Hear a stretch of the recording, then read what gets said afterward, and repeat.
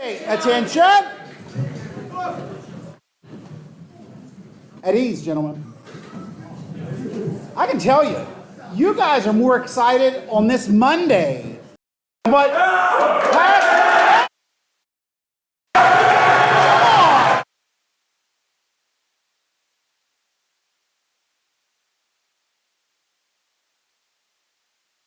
You're right?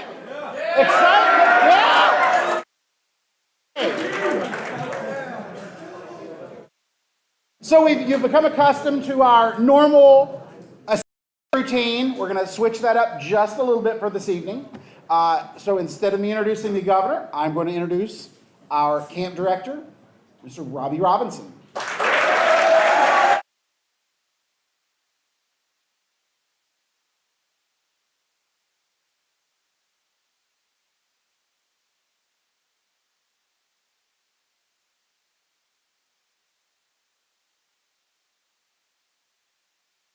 Good evening, gentlemen. Good evening, sir. As Chris changed things up a little bit tonight, we have a very, very special guest with us tonight, and we are going to present him a few things tonight. So we're going to do that first.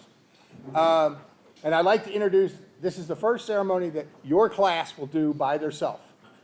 And I would like to introduce the commander for tonight's detail, Mr. Bennett Liu.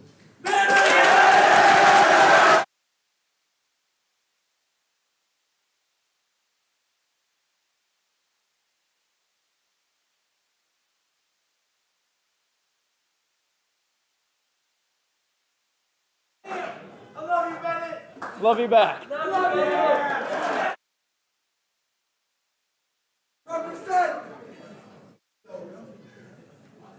Are we all settled down? Can you guys hear me?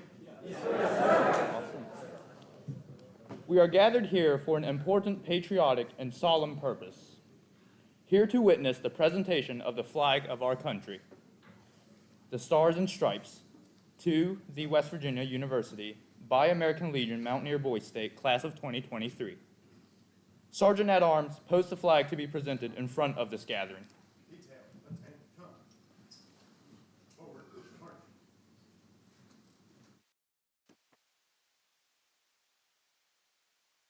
March time. March. Detail. Halt. Right. Pace.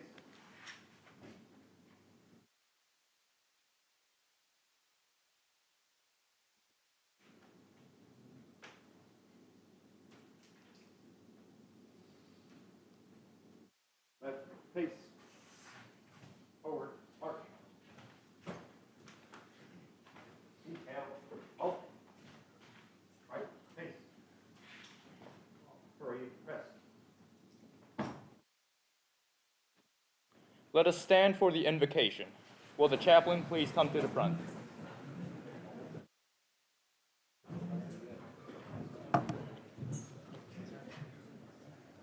Gentlemen, if you all, well, you're already rose, if you would remove your hats and bow your heads. Let us pray. Most gracious Father of us all, from whom comes all help and blessings, look upon this gathering here, and with thy favor direct us in all action. Grant us vigilant hearts, give us minds to know thee. We ask that you place your hand on all here and across our nation, and let this flag fly free in your name. Amen. Amen.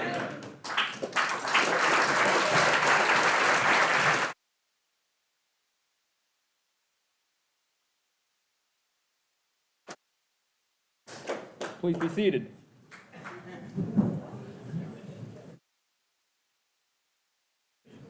We will now have a reading of Your Flag and My Flag, written by Wilbur D. Nesbitt.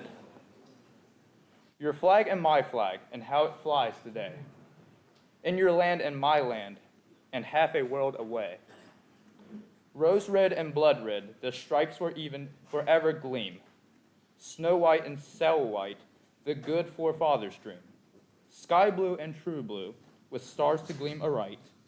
The gloried guidon of the day, a shelter through the night. We are here to present a flag to the West Virginia University. They have shown true Americanism and is a great supporter of the American Legion Mountaineer Boys State. They are always ready to help and work with our program. The American Legion Mountaineer Boy State, class of 2023, will present the new flag.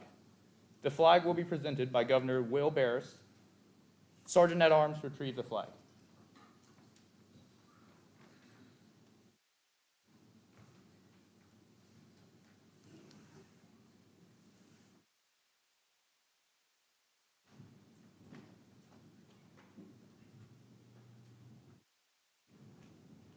It is a great privilege and pleasure to have the honor of presenting this beautiful symbol of our country, the flag of the United States of America, the Stars and Stripes, to the West Virginia University, on behalf of the American Legion Mountaineer Boy State, class of 2023. May it always fly over our land, representing a government instituted by our founding fathers that will always champion freedom and justice. It is also with honor and pride that this beautiful flag of the great state of West Virginia is also presented to the West Virginia University on behalf of the American Legion Mountaineers Boy State, class of 2023.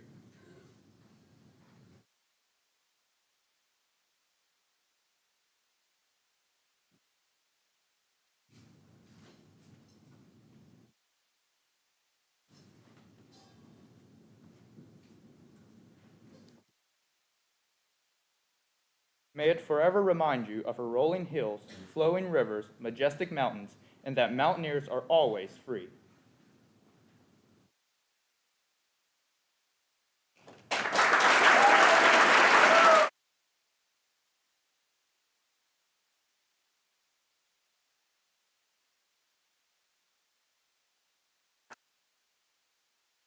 In honor of what we have witnessed here today, we will now honor America by reciting the Pledge of Allegiance to our flag. Afterwards, please remain standing for the playing and singing of the Star-Spangled Banner. All rise.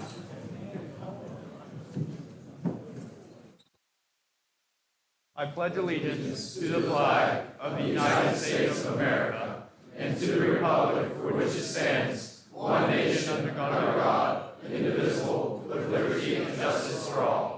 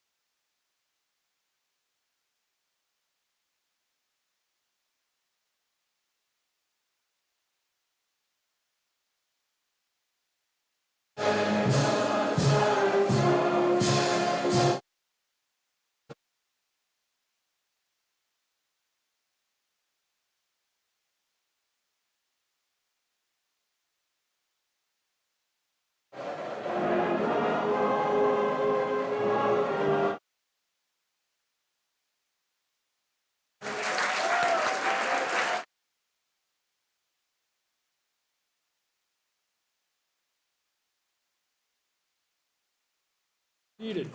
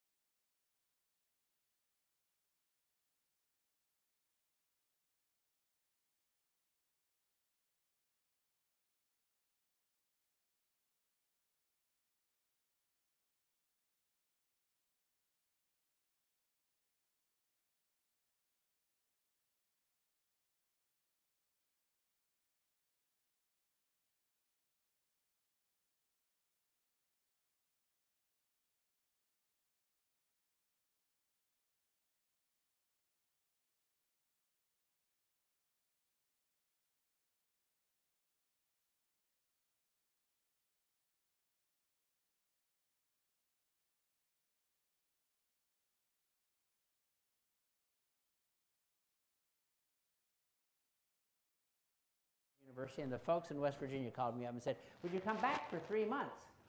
I said, I'd be happy to come back for 3 months. I'm not teaching right now. And so I came back for 3 months, and that was 9 years ago. Boy, did I trick them, you know. It was one of those things. And I always tell that story because of the fact that I think that none of you fully realize, because all of you are West Virginians, but this is a privileged place. Beautiful state, wonderful, wonderful setting, great people. There's a humility and a grittiness and a belief in our value system that you find in very, very few places. And it's been such a privilege for me to be back. West Virginia is a gift to me, and I just want you to know that. It's also fun to be part of the university. You know, one of the things that I love to do, and I do this every time, and Will knows this, I bring along a few of my most recent emails and things that I receive, because, you know, running a university with 30,000 students, 30,000 faculty and staff, 30,000 people in the city of Morgantown, there's always something fun going on. So I thought that what I'd do is we just got through the recruitment process. As I said, Will is coming to the university, so I just got through with the recruitment process. And so I got this note from someone that we'd been recruiting, and I had given a speech to a group like this, and I said, you know, one of the things we're going to do with the university, we're going to move it from excellence to eminence. And, you know, I thought that was a great thing, from excellence to eminence. So I got this note from Brad. I hope Brad is not here. Brad would not be here today, I don't think. But dear President Gee, I am a senior in high school, and I'm trying to decide between Penn State and West Virginia University for college. Now I know, when I heard you speak recently, I was very impressed with your message about moving West Virginia University from excellence to impotence. He's doing very well at Penn State right now, I can tell you that.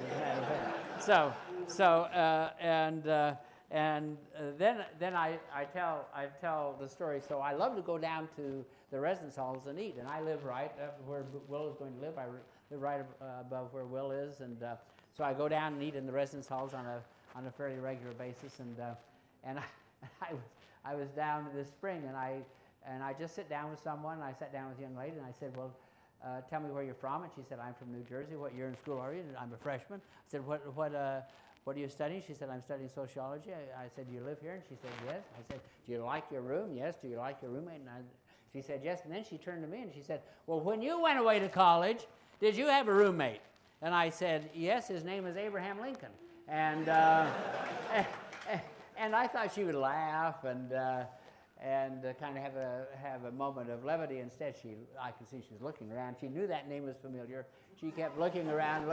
Finally, she said, well, did you guys get along? And she's doing very well at Marshall right now. So I just wanted you to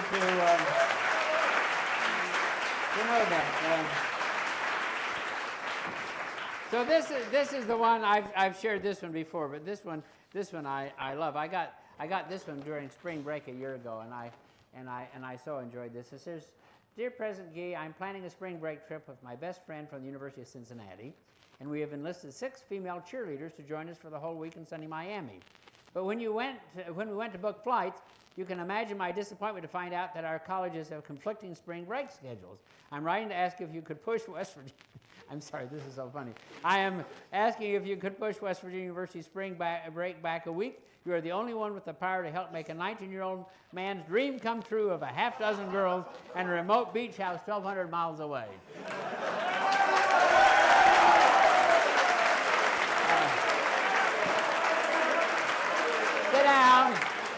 Sit down, and then he said, of course, if you help out, you're more than welcome to join us. So I wrote back, you know, I try to respond, as Will knows, I try to respond to every email, and so I wrote back, I said, dear Steve, you can imagine my own disappointment in telling you I cannot move spring break. Perhaps we can move the entire university to Florida. Would that be easier for you? So anyway, you know, you get these kind of crazy things. One of the things that I will tell you is that it's been a real privilege, but I co-chair the college football playoff. We have moved the football playoff from 4 teams to 12 teams. It's taken us a lot of time and everything. Yeah. the answer is the fact that I think that we actually ought to move to 16 teams, and we're still working on that. But when I started announcing what we were doing, I started getting all these letters because a lot of people thought that I didn't quite understand what we were doing. So I thought I'd read a couple of these. So I received a letter from a fan from Brooklyn, New York, who sent me the following message: West Virginia University Athletics and the college football playoff. It said, "Dear Dr. Gee, you idiot." I thought that was kind of fun. And then another one came to me and it said, "Dear Dr. Gee, you need your head examined by a proctologist." But this is the one that I really enjoyed, and then I'm going to get back to work here. It says, "Dear Stupid, dear Stupid, for doing your part in ruining college football for legions of fans, you suck," he said. And here's my response. So this one came in about 9:30 at night, and so here's my response.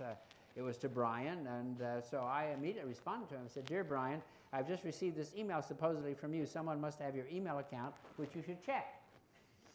Then I received a note about 15 minutes later. It said, "Dear President Gee," all of a sudden I wasn't stupid. "Dear President Gee, I had no idea you actually read your emails. Please do not withhold my diplomas from one of my students."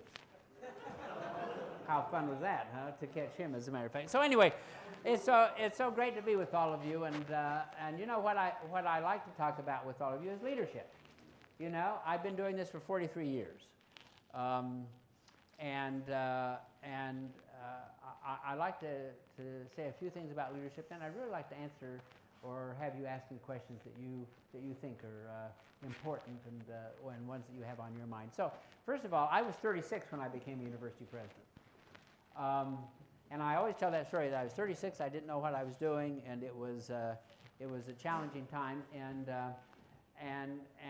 so I always say that the first mistake I made was becoming a university president at such a young age, because one of the things that you all have to learn, I think, is the fact that you don't want to become too ambitious too early.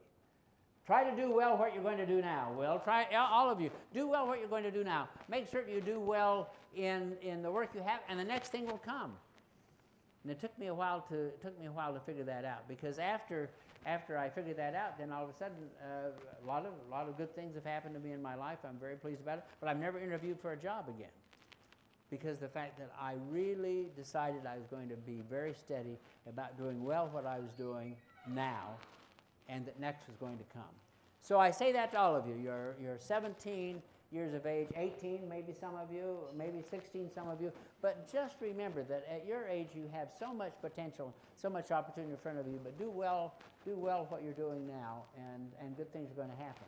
And as I said, the second lesson is that I was, again, as I told you, I was just a very young university president. And one of the things, I really didn't even know how to spell university. I just kind of was forced into the job. I don't know how they made that horrible mistake. But anyway, so what happened was the fact that I was just not doing very well. And the faculty was mad at me. The students were mad at me. The student newspaper wrote editorial saying, you know, we don't know how we got this guy. And so I was about 4 or 5 months into my presidency, and as I said, I wasn't doing very well. And then these two guys came in, two old guys. I thought they were old. They were about 40, I think. They came in, and both of them sat down. They said, "Mr. President, you are not doing very well." And I said, "Well, why do you think that is?" And they said, "Well, you don't look and you don't act and you don't talk like a university president. You wear bow ties, you wear crazy socks, you go out late at night to visit with the students. You do everything you shouldn't be doing. You need to be dignified."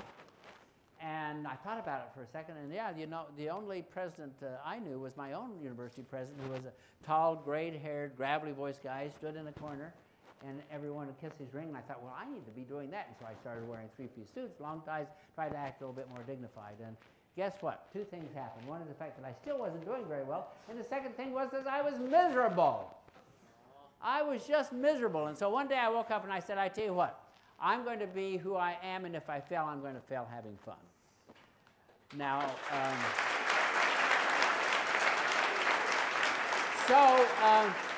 so here it is, guys. 43 years later, I'm still a university president, and those guys are dead.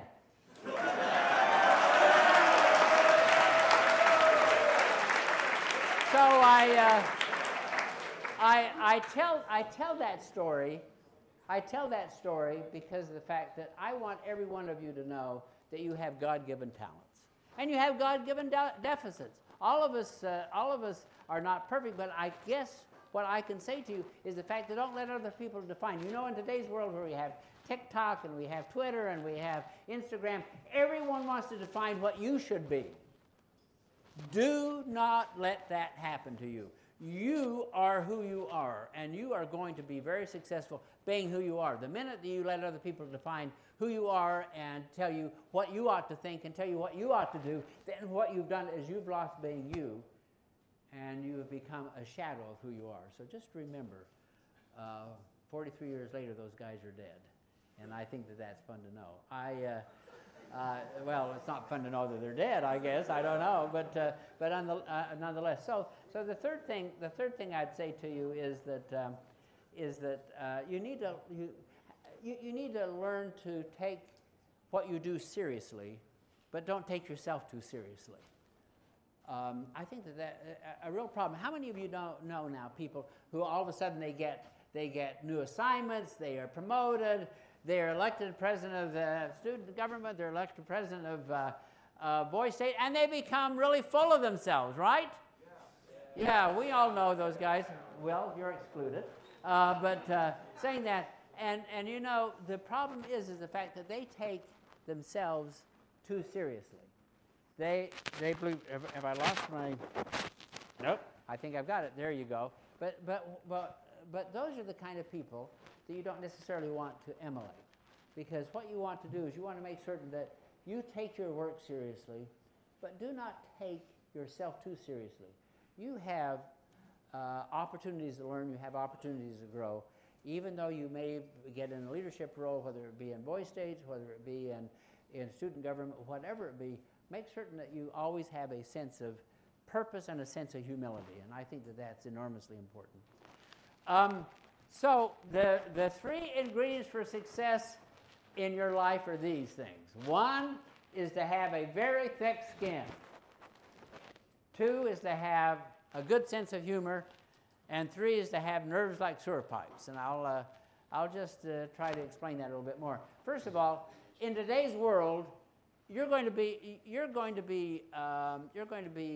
having a lot of people say things about you. The more that you do really good things, the more people are going to attack you, not because of the fact that they don't like you, it's because of the fact you're in charge, because of the fact you came to Boy State, because of the fact that you've had good things happen to you. And so what you have got to learn to do is to not let those attacks and let that commentary get to you, because if it does, then what it does, I've got it here.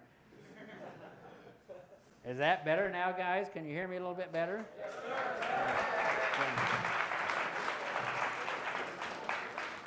sir. If not, you didn't miss much. But anyway, so I want you to remember that. Do not forget that it is not about you, but it's about the fact that you are doing really good things. And don't let people define you that way. Secondly of all, you need to have a good sense of humor. You need to remember that if you can't laugh at yourself, other people are going to laugh at you. You need to always remember that admonition. So I remember when, I'll tell you a couple of University of Colorado stories. So when I was president of the University of Colorado, we had the worst football team in America. I mean, it was horrible. The coach had gone 3 years without, and I'll come back to this in a minute, but the coach had gone 3 years, 1-10, statistically the worst football team in America. And then all of a sudden we became a lot better, and I'll come back to that in a second too. But one of the things that happened is that Colorado was playing Nebraska in a great football game. Nebraska was ranked number 1 in the country, and Colorado was ranked number 2. And I was speaking to a group of friends of the university in Colorado Springs, Colorado, and I said, hey, listen, I've discovered what the N on the Nebraska helmet stands for, which is knowledge. And I know, catch up with it, guys, would you please? And I thought it was really funny. And then I told him, I said,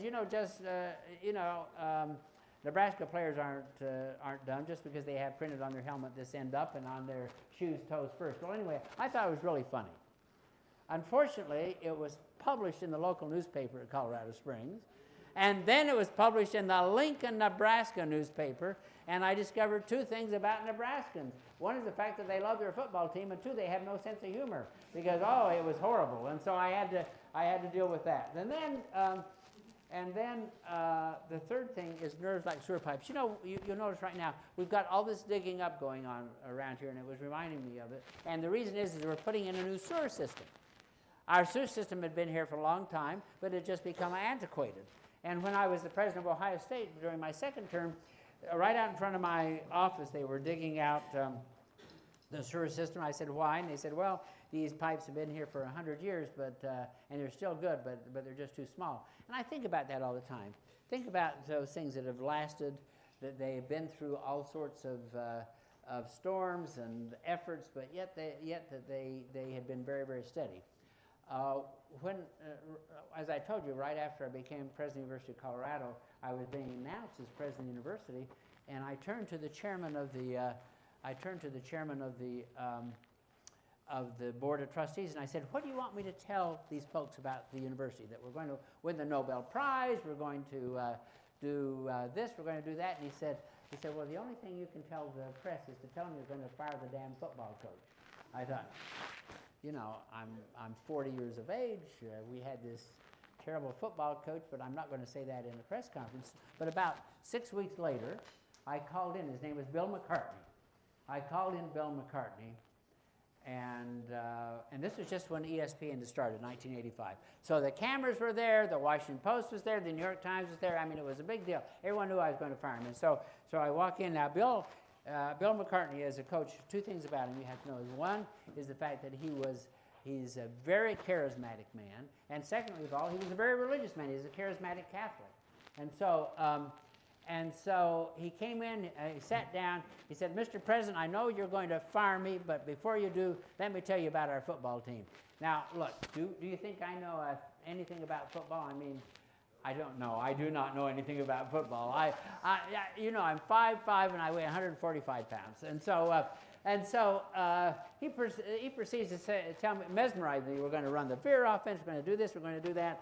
And so after about an hour, I went out, stood in front of the press, and I said, ladies and gentlemen, I'm pleased to announce that I have just appointed Bill McCartney for another term for 5 years. I mean, the press went wild. The people of the state went wild. It was horrible. I got over 8,000 letters about my decision. That was before email. I got over 8,000 letters about my decision, 2 of them in favor.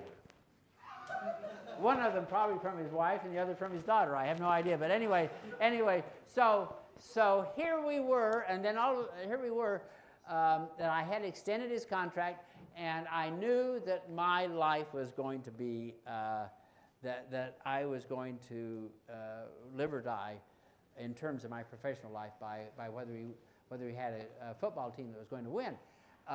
So I had to have nerves like sewer pipes because everyone said, you just need to turn around and fire him. I said, no, I'm going to stick with him. And so that year in our football program, I went to every game, away game, home game. I was down on the field. I carried his headset. I did everything I possibly could to encourage, to show you how religious he was, by the way. These football players would come off, they'd say, oh, coach, my arm is broken. He'd put his hand on their head and say, you're healed, and send them back. But anyway, so at the end of that season, we went 7-4. We had one of the great turnarounds in college football.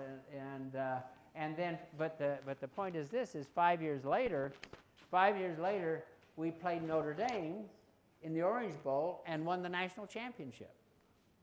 Nerves like sewer pipes, right?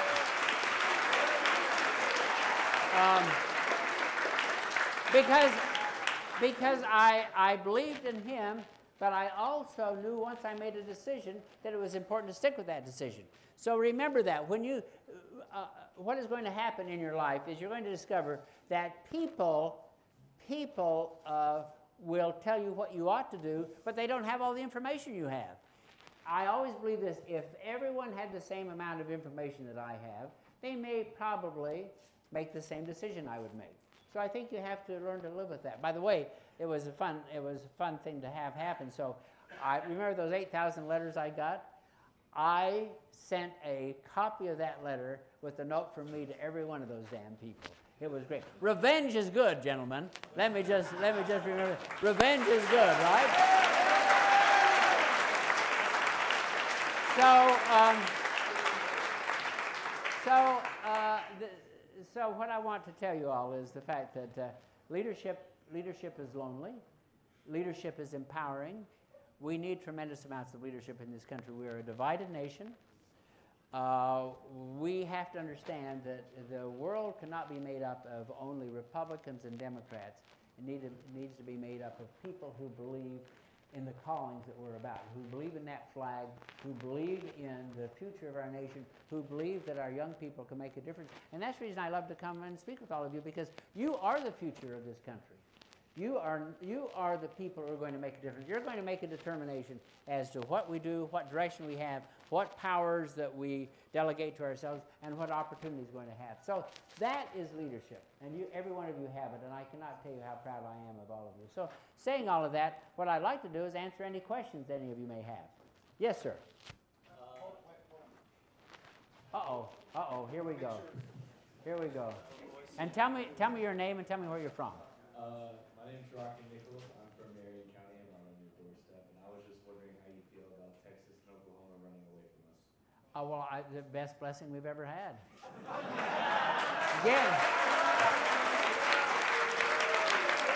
Get rid of those damn Sooners, and you know, Bevo, horns down, right, guys?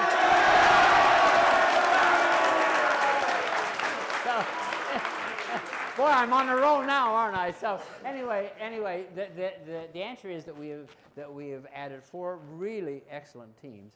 In fact, Pete Thamel, who is the head writer for ESPN and for the New York Times, I just talked to on Friday, and he said that from top to bottom, in both football and basketball, the Big 12 is the most competitive conference in the country. The problem is, we have the toughest football schedule in America. I don't know if you saw that. We have the #1 ranked football schedule in terms of difficulty in the country. I may have to play after about the 3rd game, something like that. I mean, but I think it's a blessing to have Oklahoma Tech, because we all kind of walked on eggshells, but now we have a very cohesive conference. We may add a couple more teams. You never know about that. Yeah, okay.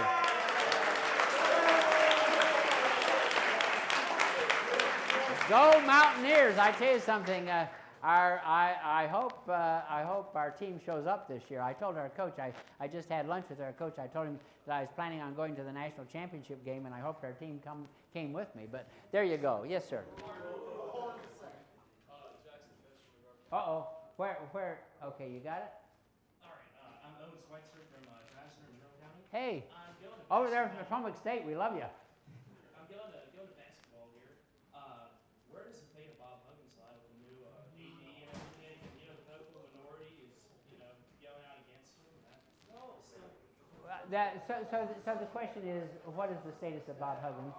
And his future, where do you think that's well, I think that first of all, he's a Hall of Fame coach. We're talking about Coach Huggins. He's a Hall of Fame coach. He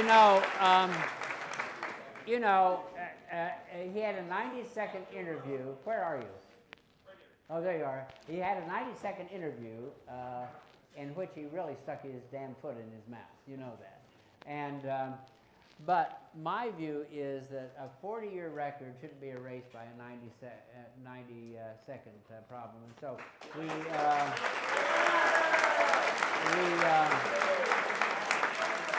I have great faith in the coach. We have a wonderful new athletic director who is just terrific. I have great faith that we have great leadership in our athletic program. But, you know, and this is something very important. We live in a world of cancellation now, gentlemen. You know, the minute you say something and that someone doesn't like, then they accuse you of being X, Y, or Z. Let me tell you something. We've got to get over that in this country. We've got to learn to live with our mistakes and learn to appreciate the fact that we all make mistakes. And by the way, there's something joyful about forgiveness. there is something really important about forgiveness. So let's just remember that, okay? But I appreciate the question. Someone else had a yeah. Oh. Oh, there you are, right. Hi. Tell me about you. I'm Jackson Phillips. I'm from Monroe County. From Monroe County? Yes, sir. Great. So, you said we have had some successes in football and some in basketball, but how do you feel about people saying that West Virginia has officially become a baseball school and just converted a lot of things over to baseball? Well, first of all, I love baseball. How many of you love baseball here? Yeah.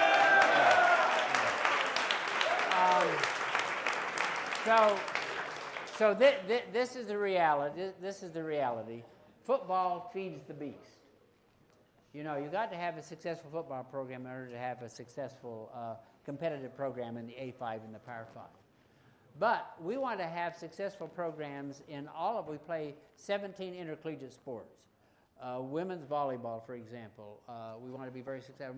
Women's soccer, you know, we have one of the best women's soccer teams in the country. Men's soccer, we played in the national championship several years ago. We got to have success in all of our teams. But clearly, you have to have great success in football in order to be competitive. Yes, sir. Okay, where's the mic? Oh no, we've got one over here. Oh, well, we'll get right back with you. Okay. From Wetzel County? Harrison County, okay. My neighbor. Does WVU have a plan on having a men's track team? Having a men's track team, you know that now that we have the reconfigured B12, that's one of the things we're taking a look at. Yes, but remember we have the Title IX issues. We need to make certain we have both men's and women's sports, and we have a very competitive women's track team. But we're looking at that, as a matter of fact. Good question. Okay, here he goes, right here. Oh my gosh, I'm all the way around. Hi. My name is Chase Moss. I'm from Gilmer County. So, of course, we're all rising seniors. Won't be long before we're applying to college.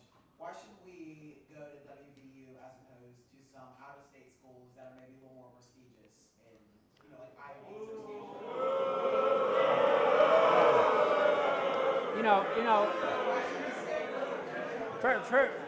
First of all, I like that question. I like that question because, you know, I'm here. You know, I was president of 2 of the top 10 schools in the country as ranked. Brown is an Ivy League institution, and Vanderbilt, of course, is one of the most selective institutions in the country. And I'm proud of that. But I'm proud of being in an institution in which there's a great deal of harmony and a great deal of opportunity. You know, I tell everyone that our university is the Goldilocks University. We're just the right size. We have everything, 350 programs, everything you can possibly have. And we're not too big and we're not too small. We have a great honors program. You're going to be in our honors program, Will, as a matter of fact. And so it's a small college within an institution. And by the way, just as an example, we have had 25 Rhodes Scholars, more than all the other institutions that I've served combined. And that shows you the kind of quality of what we do. But the most important thing is the fact that we allow students, you know, I was president of Ohio State for a long time, 65,000 students. It was like being the president of a big city. Then I moved to Brown, which is the smallest of the Ivy League institutions, 6,500 students. It was like an antelope in a telephone booth. And kids will come up to me all the time at Brown. They say, hey, listen, Mr. President, I've decided I want to be an architect. And I say, too bad. We're going to charge you $80,000, and you can't change your mind. Here at our institution, we encourage you to find your passion and find your place. I think it is one of the great educational bargains and one of the great educational opportunities in the country. And by the way, we need all of our young people to stay in this state and grow this state. This is such an important time for us. You know, for the first time in 2 decades, our population is growing, and the university is the key component of that because we're attracting young people to come back and stay with us. Okay, your turn. So you are, first of all, Andrew Duncan from Cabell County. Hi, Andrew. Hello. So you are everywhere. You attend football games, different academic awards, and of course you're here at Boys State. And I want to ask you, where do you find the motivation to attend all these events and do your job at the same time and just find the time, motivation, and energy to do all this? Well, that's great. Well, first of all, Andrew, I'm 79 years of age. I should have been retired a long time ago. But you know what I love is I love the ability to be able to be with people like you. And I say this very honestly. The reason that I come here every year is, I love Robbie, I love all of you, but I get such immense energy and such immense belief out of the future of our nation because of the fact that I run into young people like you. And so I'm really grateful for that opportunity. But I do, I mean, first of all, I run a very tight schedule. I get up early in the morning, I work out, I keep myself pretty disciplined. I don't eat, I can't remember the last time I ate at McDonald's. I try to do all those kinds of things. But I think it's important to take good care of both your mind and your body to keep yourself motivated in appropriate ways. Okay, questions? Over here, sir. Oh, there you are. Hi. Hey, Chaplain, how are you? Good, how are you, sir? Good. I'm Alex Burns. I'm from Preston County. I live close to the WVU farm near Reedsville. Yeah. And all the time I see them out there, I think those girls are out there barrel racing and stuff. But does WVU offer any other rodeo type? Yeah, we have an equestrian program. We offer a rodeo program. We have a number of things. I think that, those are club sports. Those are not NCAA sports, but we fare very well in those club sports. In fact, in cricket, if you can believe that, which is a sport that I know nothing about, we won the national championship in cricket. I ride bulls and broncs. Oh, dear. Well, you're a man living on a very short leash if you ride bulls and broncs. I don't invite me over to watch. No, just kidding. I'd love to come and see what you're doing. Okay, questions. Here we go. Sir, I'm Michael Mediano from Marion College, and my question was, during a report in April from WVU News, it was West Virginia News, there was a report that West Virginia estimated $75 million in debt, and you talked about how you wanted to prioritize students and differentiation. Yeah. So how have you, gone forward with that? Well, first of all, after the pandemic, there's what we call the post-pandemic world. Almost every university in the country, because of the fact that we lived off the federal largesse, have come up with a structural deficit. We have about a $45 million structural deficit, which we are managing right now. First of all, the university's budget, counting our academic medical center, is $7 billion. And our university part of that is about $1.5 billion. So 45 million out of $1 billion doesn't sound much, but what we decided to do was we needed to really return to our roots. So we're going to do three things. One is we're going to make certain we put students first. We make certain we put students first. That what we're doing is we're creating an atmosphere that students can live and learn in ways that they haven't even thought about. Secondly of all, we're going to return to our land-grant mission. We are a land-grant university. And we're an institution that is the people's university, and we need to make certain that every West Virginian understands the power and the possibilities of their lives through the work of the university. And the third thing is we're going to differentiate ourselves. The things that we can do really better than anyone else, forensics, neuroscience, medicine, that we can do better than most people, then that's what we're going to do. And so that's how we're prioritizing ourselves. Great question, though. Hi. Back here. Back here, okay. How much more time do I have? No. Sometime I have to leave, too. Yeah, hi.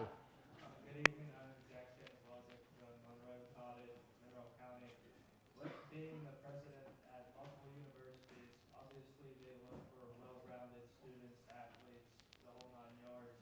What would you say personally you consider the most outstanding characteristics someone should have going in, whether it be GPA, character, what would you say is? Yeah, what a great question.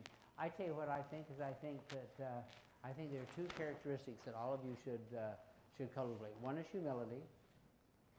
Humility. We all need to know that we have a lot to learn. And the second thing is curiosity. Let me give you one example.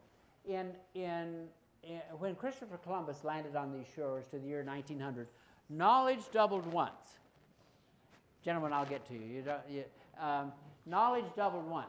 Do you know how fast knowledge is doubling now? It's doubling every 12 hours. No one can know anything about everything because it's just impossible. But what we can know is we can know that we don't know everything, and second of all, we can have a lot of curiosity about finding out the world that's around us. If you have those two characteristics, you're going to be very successful at the university, you're going to be very successful in life. Appreciate that. Okay, whose turn is it? Oh, I got right here. Hi. Hello, my name is Colin Savage. I'm also from Preston County. Oh, we got a couple of Preston County guys here, haven't we? Right. Yeah, and my question... Have you got any eligibility left? We could use you on that left as a left tackle. Okay, there we go. My question to you is, sir, what is your proudest moment? As the president of WVU? My proudest moment?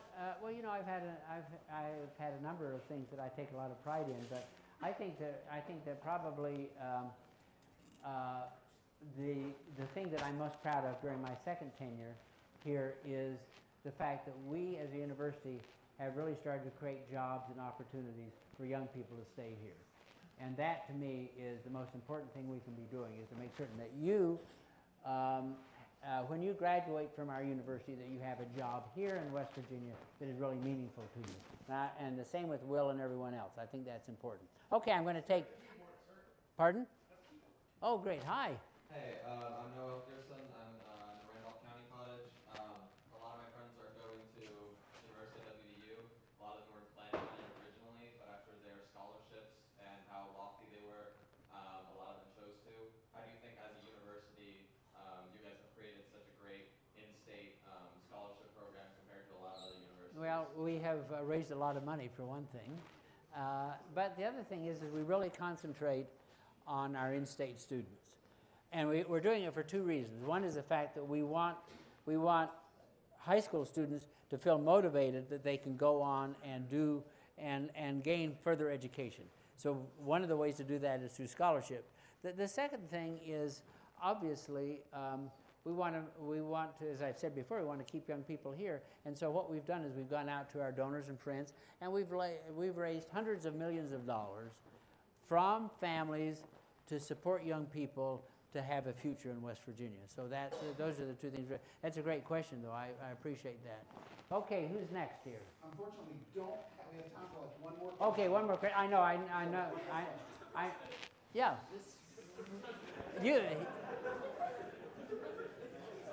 Okay, you have had your hand up for a long time right here. Then I'll give you one more. My name is Jason Hunga. I'm from Mercer County. Yeah. I was wondering, we're all going to be upcoming seniors. Do you have any recommendations for scholarships or opportunities or things to apply for? Yeah, I tell you, one of the things, go on our website immediately and take a look at all the scholarship opportunities. That's what we were talking. Keyboard, wasn't that what we were talking about? And you'll see that there's so many different opportunities. And many times we have scholarships specifically for students from certain counties in this state. So you might want to take a look at that. Thank you. Yeah. I mean, we'll have a college. Okay, there you go. Yeah, right there. We Okay. will have a college fair on Friday afternoon, and there will be multiple representatives from West Virginia University available to talk about scholarships and financial aid and other things. That'll be good. Hi, this is the last question. So make it a good one. Hi, so nice to meet you. I'm Ozzy Smith from Lewis County, Marion College. I wanted to know, there's been a lot of Neil Brown slander. I just wanted to know how you take that, and is he going to be here after this year? Whoa. Well, I tell you something. First of all, he is a wonderful human being. And he has been very successful in his coaching career. He ran into a buzzsaw called the Big 12. And he'd never coached at this level. And I think he's learned a lot. I have a lot of confidence that we're going to have a much better team than people think we're going to have this year. They have great character. They have great leadership. We have been very successful in the portal in attracting. Well, you just saw that over the weekend we signed one 5-star and one 4-star player, which is about as good as you can get. So the answer is, I hope at the end of the season that everyone wants to keep him here. How does that sound? Anyway, gentlemen, I love Boys State, and I am so honored to be here with all of you. Thank you very much. Have a great day.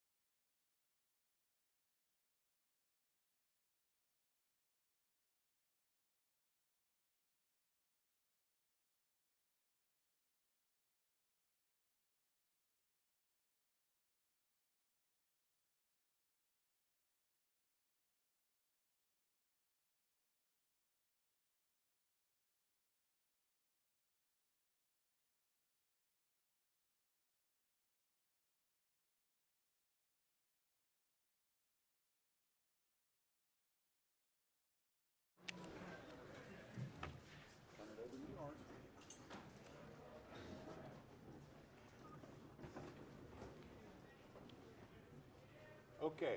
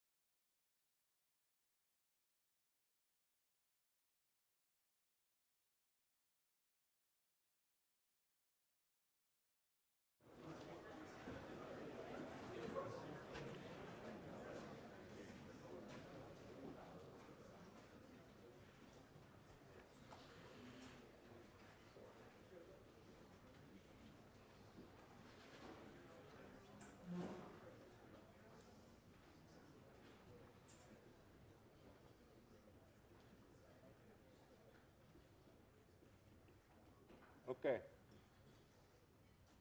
I'm going to have the Supreme Court justices speak for 45 seconds. I'm going to bring them up. I'm going to announce their names. And then they're going to go over here. I'll bring them up over here, have them speak for 45 seconds. Brandon's in the back with a time sheet. He'll hold up a sheet at 30 seconds and 15 stop. And then after they speak for 45 seconds, each one of them will go to, I'll call out the state election workers, and I'll take them up and they'll vote first. You'll have the county and city. You'll go to there and vote, and then come over to the state in the Boggs building and vote.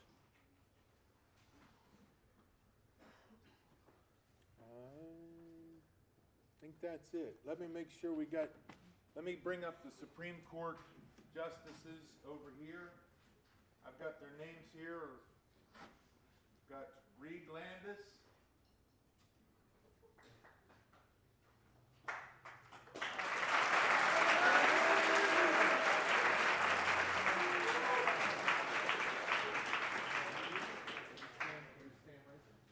You can hold your applause till it's all over.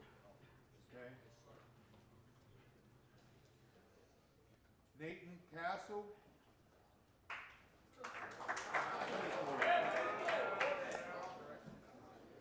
Dakota Brown. Ronald Greer. Tyler Canfield. Aiden Preston. Joseph Chapman. Liam Savage. Nick Albright. Christian Packer. Britt Schwol. Yeah, Britt! Cody Wiley. Ethan Blair. Andrew Vizek.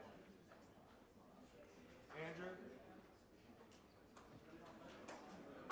Matthew Belisaro. Matthew.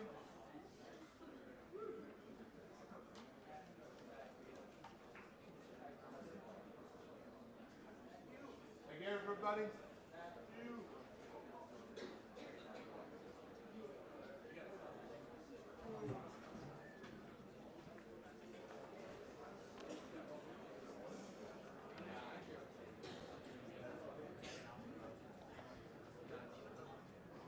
All right, now, gentlemen, listen up. When they come up to speak, yes, be quiet. This is difficult to come up and speak. Remember that as they come up here in front of you. Hold your applause until it's all over. I'll bring them up one at a time. They'll speak and they'll go off. You guys can just go over into the back there. And I think we're ready. Hang on. Yeah. Brandon's right back there. Brandon, yeah. Okay, stop.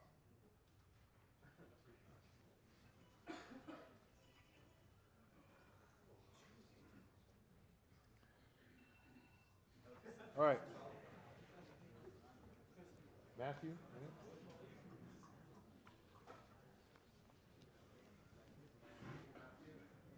Matthew?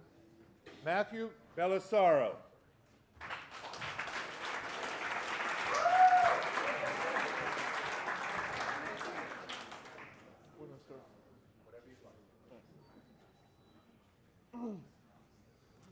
Hello, Mountaineer Boys State.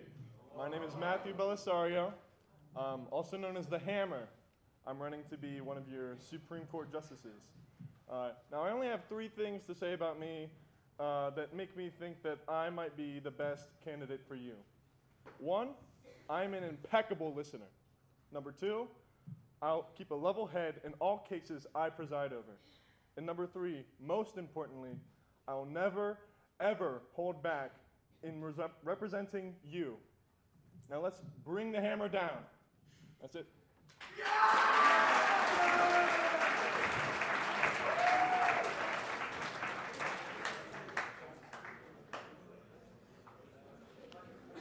Our next candidate, you can hold your applause till it's all over. Our next candidate, Andrew Villasek. Just hold your applause.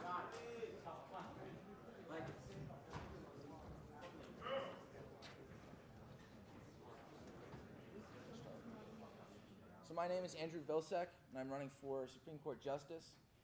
I already have a good amount of experience doing a lot of the things that you need to do as a Supreme Court Justice. I was the moderator for the Nationalist Caucus. So number 1, that requires you to maintain the order so that people can talk.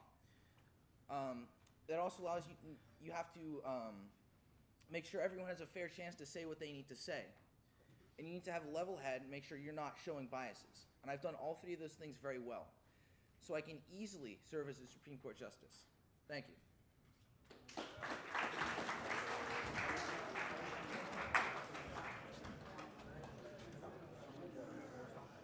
Our next candidate, Ethan Blair. Ethan? I failed the bar exam.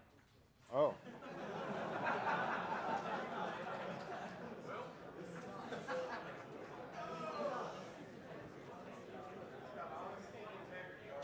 Huh? I checked it. I think he's, as far as I know, Ethan, you did. I checked the.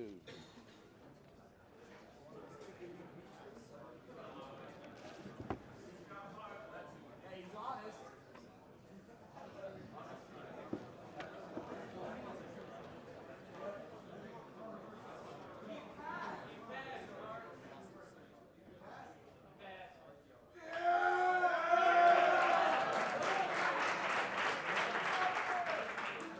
What cabin are you in, Ethan?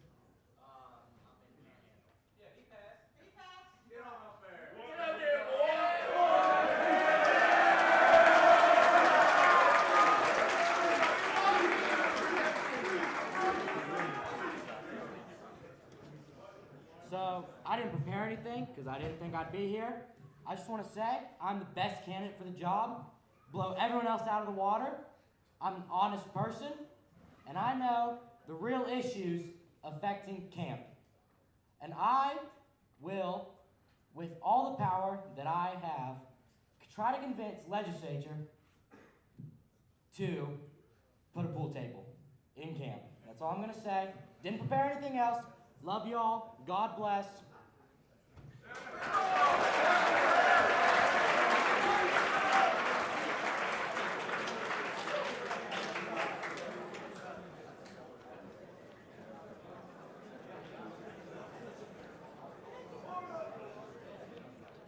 Our next candidate, Cody Wiley.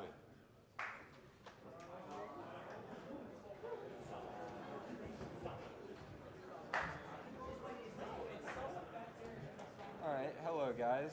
I'm Cody Willie. I'm running for Supreme Court, obviously. Now, I'm not going to lie to you. I may not be the best candidate for this position. I'm not going to act like I am. I'm probably not. But I will do my best to fulfill this job in office, and I will listen to the people and try to represent them the best I possibly can. That's all.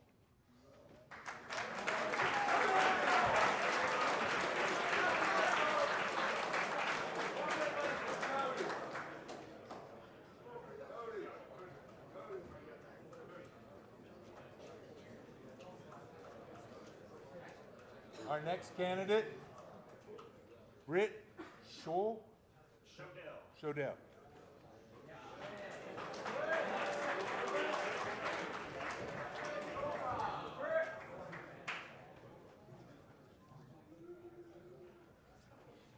Good evening, everyone. My name is Britt Shodell, and I'm one of the candidates for Supreme Court Justice. As many others have said so far this week, Boise State is a new and exciting experience for every single one of us here today. I want to make this week the best that it can be, and I will do that through my role in the Supreme Court. I will work for you by being fair and just in my interpretation of the law. We can make this the greatest week of our lives, and that starts with voting for Britt Shodell. The judicial branch is vital to the continuation of our system of government by providing checks on the legislative and executive branches. I recognize and value this. Mountaineers are always free, and that will be at the top of my agenda. Thank you, and vote Britt Shodell for the Supreme Court.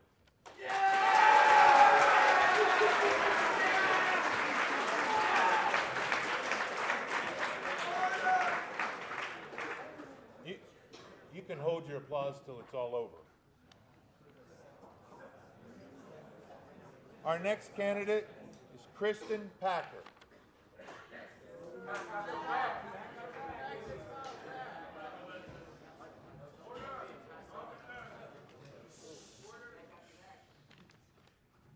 Hello everyone. I only have like 45 seconds, so I'm going to keep this very brief. But my name is Christian Packer. I'm ready to represent every single one of you as a member of the Boise State Supreme Court. Past 24 hours, I've been making my rounds of Jackson's Mill in an attempt to get to know my fellow men. This was simply because of my interest in all of you and my care for all of you as the citizens of Boise State. I assure you that if you vote for me, I'll represent you all, as well as the Constitution, to my fullest jurisdiction. And never forget, no matter what, PAC has your back.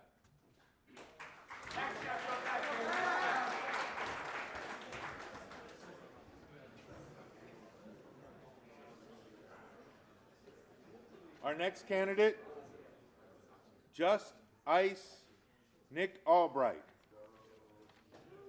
Can I take this off here? All right, so I'm just going to keep this short and sweet. Yeah, my name is Nick Albright, and I truly believe I am the most qualified for this position, just because the past 2 years I've gone to youth and government, and I am a youth associate justice for West Virginia. I have sat in the Chief Justice seat in the West Virginia Supreme Court of Appeals and smacked the same gavel as Chief Justice Elizabeth Walker. I have the experience. I've done this plenty of times. I'm doing it again next year, and I'd love to bring that same energy and experience to West Virginia, Mountaineers, Boise State, and yeah, I have a lot of experience in this. I love doing it. I love y'all. I love the law, and let's just keep it going.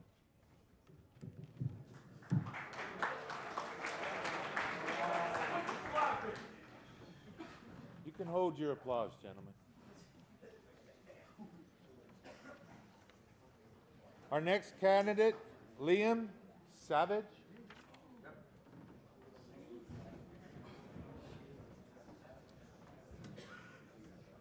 Thank you, Art. Thank you, everybody. A member of the Supreme Court should hold 3 principles that determines all of their decisions. Is this the best interpretation of the law? Is this the most just decision that I can rule? And is this the right decision to make? I want you all to elect a Supreme Court justice who is prepared to make all of those decisions, which is why I ask that you vote for anybody else who is not myself. Just kidding, that was a joke.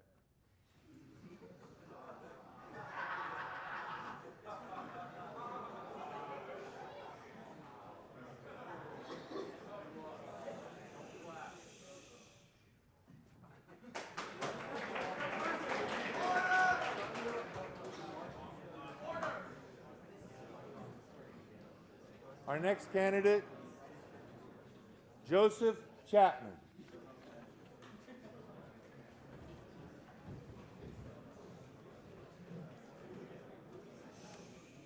Hello, as you heard, I am Joe Chapp, and I'm running for the Justice of the Supreme Court. 3 things. Above all, I'm an honorable man, and I'm not full of selfish ambition. Secondly, I wish to uphold the law fairly and equally for everyone at Boise State. Thirdly, I'm an ethical and a moral person, and as such, I care about every single one of you here and your place as a client in the court. Through my service as a Justice of the Supreme Court, I will work to make the best decisions possible according to the Constitution. I love the Constitution. Please vote for me. You will not regret it.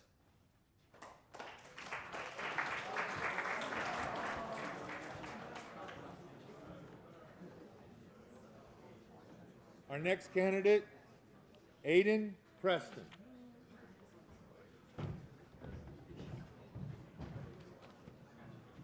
Good evening. Let me begin by asking you all one question. How do we save tomorrow? Well, it begins by electing me to justice. If you elect me, I will protect your rights and maintain your freedom. I will be the failsafe that protects you from the government infringing on your rights. I'm asking you to help me preserve your future so that you may prosper. Enjoy your evening. Vote Preston for justice. Thank you.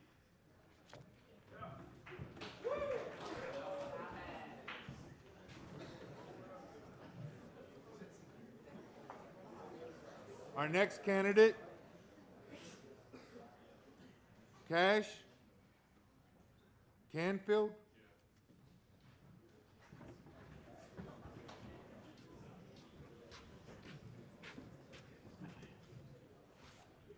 I'm going to be honest, kind of forgot I registered for this. So I don't have a speech, but I got one thing to say. Everyone likes money, right? We can all agree, all right? So if you vote for Cash, you get a fat stash.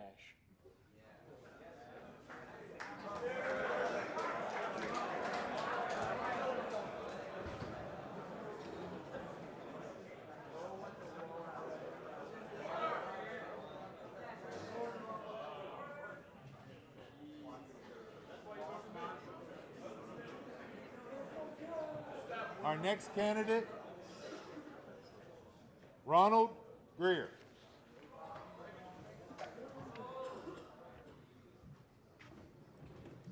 Good evening, everyone. I'm Ronald Greer, and I'm running for Supreme Court Justice. And my biggest concern is that everyone here has the best week that they can have, and I'm going to ensure that happens by working closely with the politicians that you all elect to make sure they understand the law and how it works and how they can implement your ideas. And I will protect your rights if you happen to be in my court. Thank you all.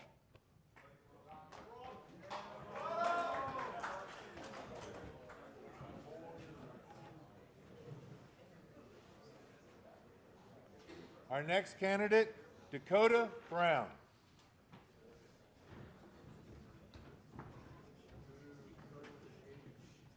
Hello, everyone. My name is Dakota Brown, and I'm running for Supreme Court Justice of 2023 Mountaineer Boise State this year. A little bit about myself. I'm from the Hancock County, the Northern Panhandle. I've lived in West Virginia all my life. All my years through school, I've been a hard worker and a rule follower, a disciplinarian, always followed rules. Therefore, those who don't follow them have motivated me to finally step up and enforce the Constitution. Apart from this position, I'm also part of a rules committee. Ever since I got to Boise State, I've been so enthusiastic and dedicated and loved every minute of this. I'm super honored to be here. I've grown an even bigger love for government and the judiciary system because of it. With these qualities, I hope you can put your full trust and faith in me as I pursue this position.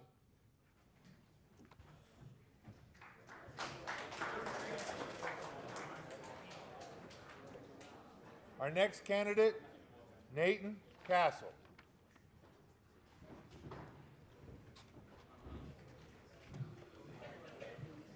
Hello, I'm Nathan Castle, and many of you I've shook hands with and seen.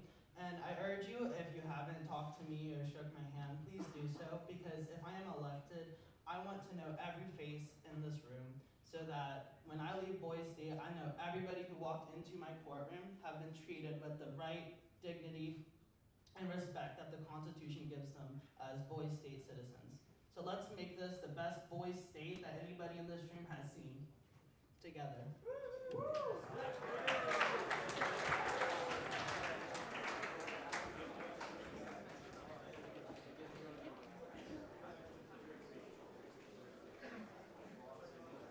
Our next candidate, Reed Landis.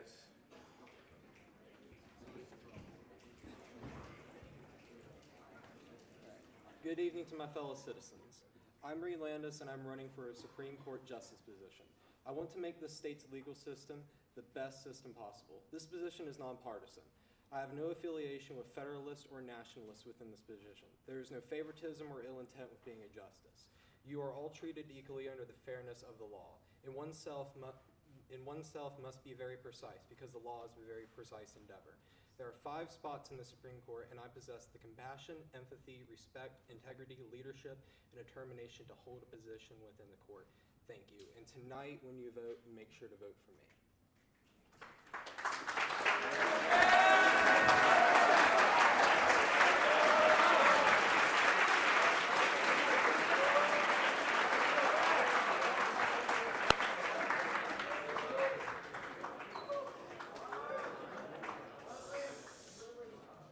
Let's give him a good round of applause.